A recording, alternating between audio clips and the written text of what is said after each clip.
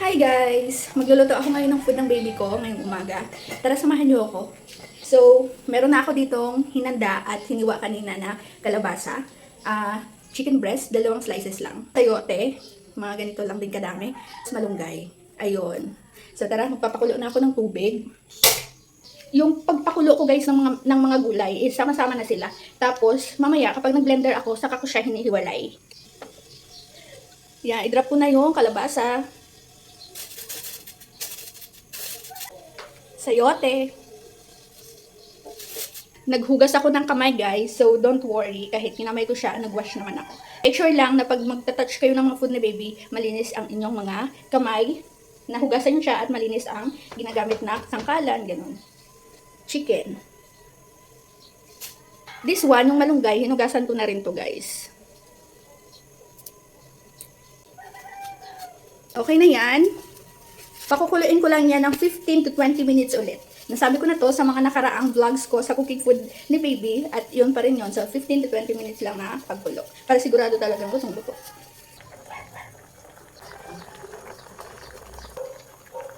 Tusukin natin. Ayun. Medyo malambot na siya, no? Kalabasa naman. Ayun, lambot na, oh. Chicken.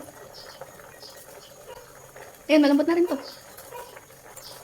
Kunti pa, mas 5 minutes more. Okay na to guys. Lutong-luto na, oh. Set up lang ako ng blender. Unahin ko nang i-blend yung kalabasa at malunggay.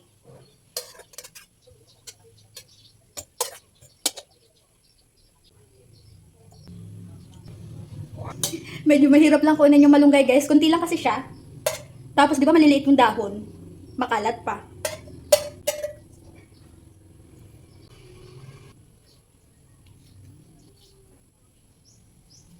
Maglalagay ako ng konting kanin.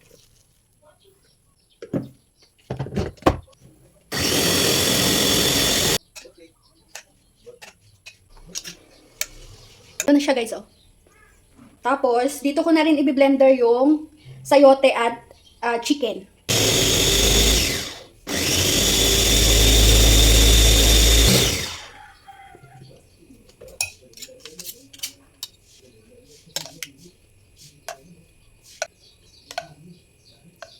Transfer ko na din sa isang lagayan. Ayan, ito na. Ang sayote, chicken, and kanin. Iyon lang guys. Thank you sa pagsama sa aking mini vlog. Until next cooking sessions!